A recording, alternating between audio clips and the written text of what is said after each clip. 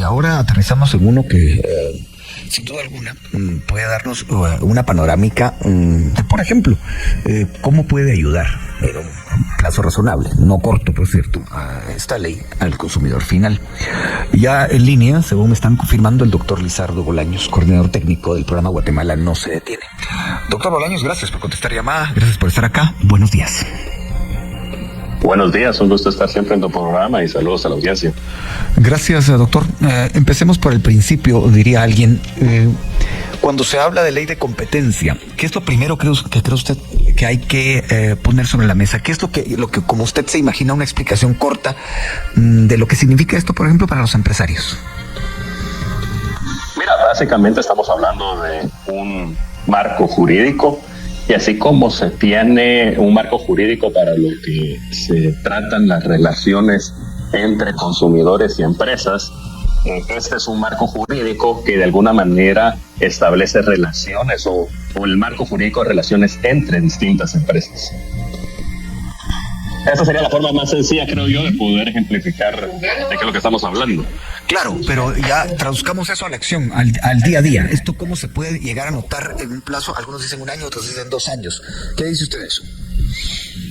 Mira, lo que sucede es que la ley te establece un periodo de 2 años que es para el establecimiento de la institucionalidad.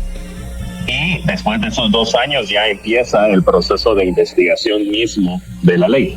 Entonces creo que esa es parte de lo importante de por qué se habla de que existe un plazo. Estos primeros 2 años tienes que crear la institucionalidad y después de los 2 años ya empieza un proceso que te permite generar los procesos de investigación.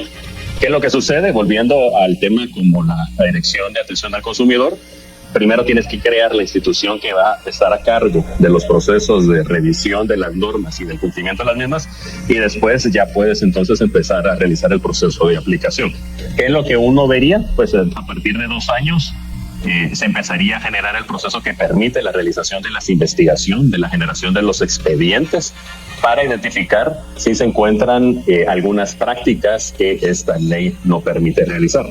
Entre esas prácticas están, por ejemplo, establecimiento de acuerdos entre competidores que pudiera de una manera u otra afectar con mayores precios o menor calidad al consumidor guatemalteco. ¿Por qué podrían algunas empresas realizar esto o por qué es que se necesita una ley para prohibirlo? Es porque así como se encuentran a nivel internacional un cartel como la OPEC, en donde se ponen de acuerdo los países para reducir la cantidad de petróleo que se produce con el objetivo de obtener mayores precios y por lo tanto mayores ganancias, así también puede suceder en algunos mercados que las empresas pueden fácilmente ponerse de acuerdo para afectar el bienestar del consumidor. Doctor Bolaños, hay quienes han expresado públicamente su desacuerdo con la aprobación de esta ley y entre otros de los argumentos que figuran en, sus planteamientos está más burocracia, más procesos engorrosos, más discrecionalidad para entorpecer al empresariado. ¿Qué opina usted de eso?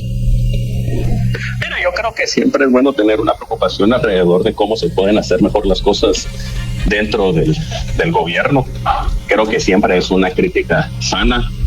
Vale la pena recordar que la implementación de la ley antitrámites no ha sido lo rápido ni ha logrado los objetivos que la inspiraron. Todavía queda mucho por hacer.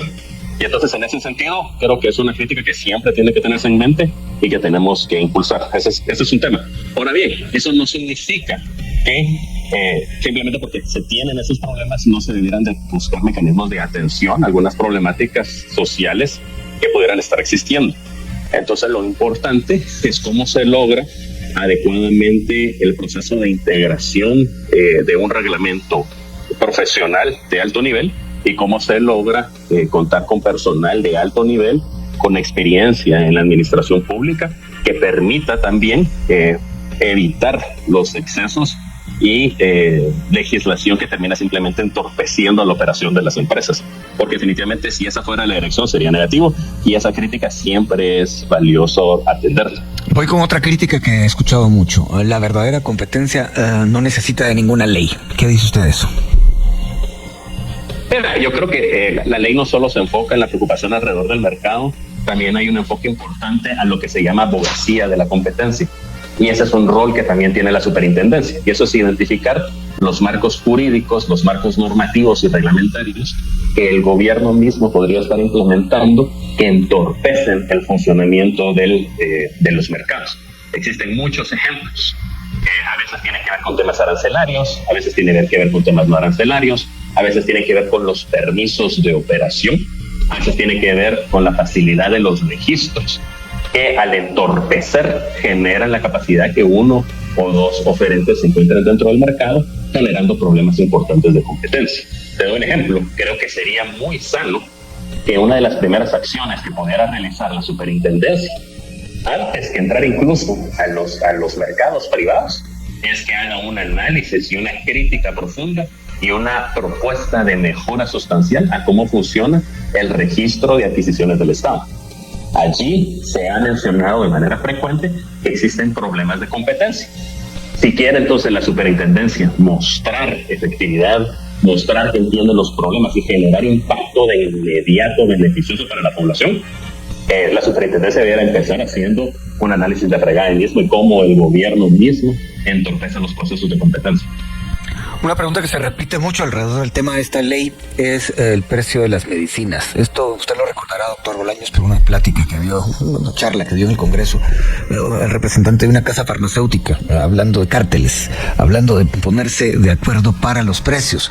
Esto, por supuesto, según se sabe, tampoco va a ser de la noche a la mañana, pero en ese contexto específico de los precios de ciertos productos, ¿cuál sería la incidencia que se podría esperar para bien, digamos, de la aprobación de esta ley? Mira, creo que eso volvemos a la discusión respecto de cómo el gobierno mismo puede llevar a cabo procesos de entorpecimiento del funcionamiento de los mercados. Uno de los elementos que se ha mencionado muchísimo es que es importante revisar los procesos de aprobación del gobierno de las medicinas que se pueden vender en el territorio nacional y de las casas que pueden competir por la venta de productos a los hospitales públicos. Entonces tenemos como dos niveles distintos de competencia.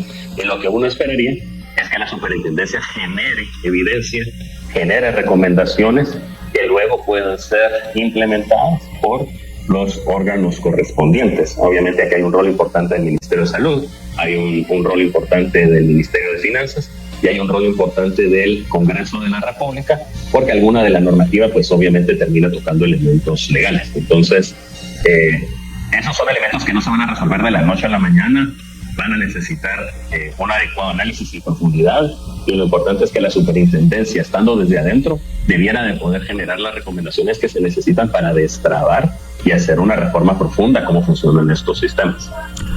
¿Hasta dónde puede bajar el precio? Eso va a depender de muchos elementos. Hay quienes han mencionado que el modelo de competencia que tenemos en Guatemala no necesariamente es el mismo que uno encuentra en otros países. Guatemala en farmacias pareciera que se ha ido más por un modelo de competencia geográfica, con tal de estar lo más cerca del consumidor, ya sea por los problemas de transporte público o de tráfico a nivel nacional, y eso ha llevado entonces que exista de alguna manera más presencia de farmacias de lo que uno esperaría en otros países. Entonces, un elemento de lo que uno debería esperar es que hay costos en localizarse cerca de la población que están siendo integrados dentro del precio. Entonces no debiera uno necesariamente que esperar que la caída del precio va automáticamente a equiparar al de los precios en Centroamérica. Ahora bien, si uno empieza a ver la posibilidad de entradas de venta en línea de medicina, eso podría generar un cambio muy importante en el modelo y generar reducciones muy significativas de los precios de las medicinas. Entonces va a depender de cómo se lleva a cabo el proceso de evolución y la capacidad de la superintendencia de comunicar este mensaje al Ejecutivo y al Congreso para que se tomen las medidas necesarias. Doctor, ¿cómo funciona o qué ejemplo podría usted poner del funcionamiento de una ley similar en otros países? Mira, lo que pasa es que también hay buenos ejemplos y hay malos ejemplos.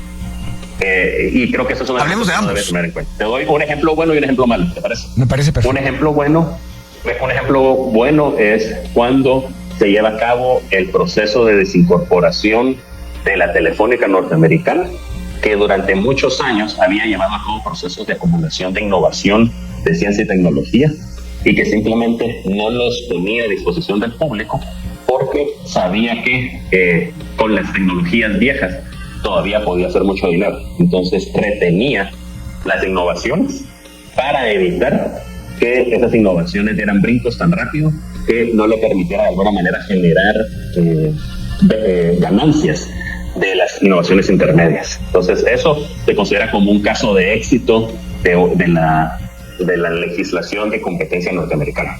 Un caso negativo, te diría yo, que es la forma como los europeos han implementado la legislación de competencia en contra de empresas norteamericanas, principalmente de tecnología, en donde la lógica principal es atacar a la competencia con la idea que surjan empresas fuertes de tecnología europea que no han pasado. Entonces, en un lado lo que vemos es la promoción de la innovación, en el otro lo que estamos viendo es más una política de comercio para tratar de destruir la competencia y que realmente no termina generando ninguna innovación específica.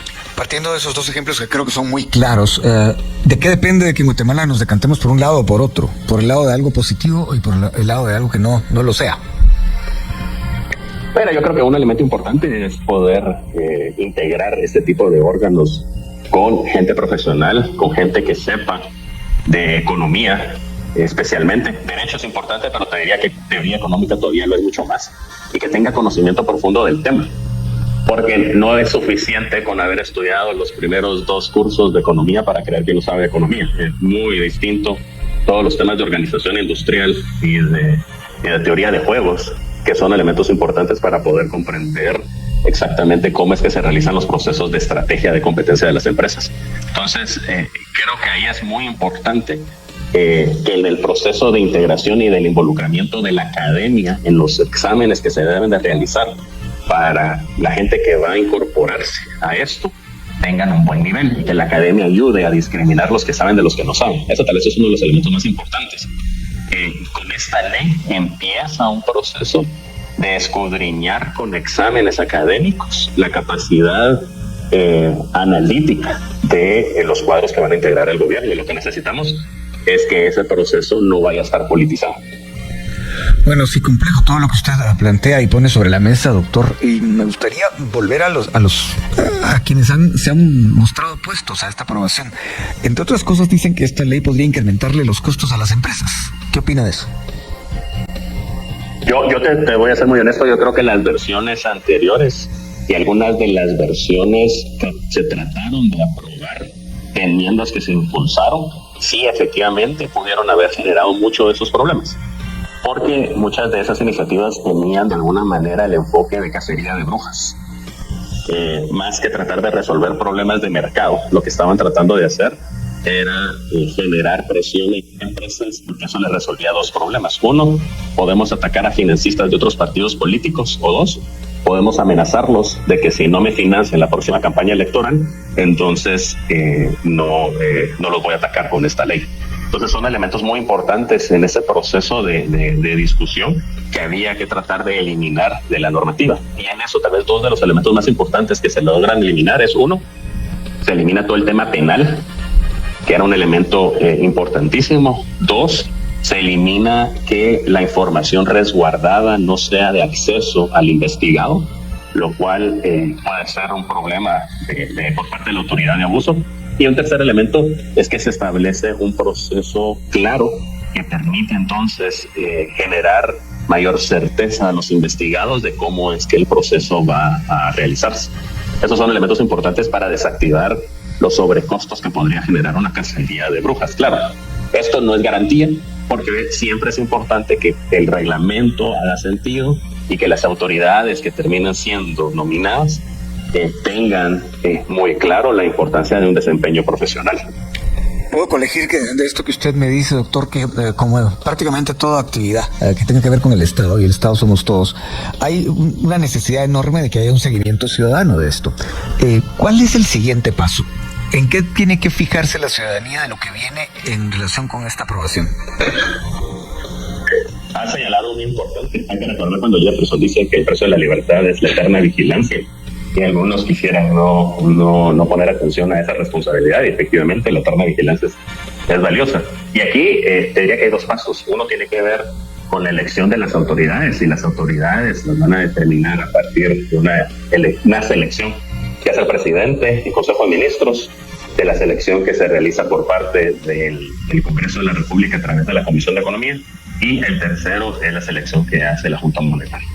Entonces, es importante que estos cuerpos realicen un proceso importante de apertura para que muchos puedan aplicar. Un proceso en donde efectivamente hay acompañamiento académico de alto nivel para poder realizar la evaluación de los candidatos. Y finalmente que se terminen eligiendo a representantes de alto nivel para dirigir dichas entidades. Y después pues viene el reglamento, pero primero tiene que estar seleccionadas estas autoridades. Para ir terminando, doctor Bolaños, ¿de cuánto va a depender que esta ley realmente dé frutos positivos al país? ¿De quién esté en la presidencia, de quién esté en el gobierno? Lo que pasa es que eso, o sea, un poco la forma como se trató de establecer también esta normativa, y es un elemento que está hacia los artículos finales, es que también es una de las primeras leyes que tiene una duración mayor al periodo presidencial y que tiene también un proceso de rotación en donde no todos cambian a la vez, con lo cual se está buscando que para el primer directorio no tanto, pero definitivamente para el segundo directorio la influencia de un presidente va a ser menor a la que hoy existe, porque existe un proceso de cambio dentro de la misma entidad. Entonces creo que ese es un elemento que va hacia la pregunta que has planteado, porque trata de buscar justo disminuir ese problema que se tiene de depende del presidente. No, este debe ser un elemento en donde la rotación de los cargos debiera ayudar a reducir esa dependencia. Doctor, no sabe cuánto le agradezco que se haya tomado el tiempo. Tendremos que seguir conversando acerca de este tema para poderlo entender mejor y además para poder encauzar eso que usted dice, ese músculo ciudadano que debe permanecer en eterna vigilancia si quiere que la libertad y las cosas salgan bien. Así que bueno, gracias a Lizardo Bolaños, coordinador técnico de Guatemala No Se Detiene, por habernos atendido durante estos minutos. Y bien, hasta acá el video de hoy. Recuerden que ustedes tienen la última opinión que pueden dejar acá abajo en la cajita de comentarios. Dicho esto, nos vemos hasta el siguiente video. Adiós.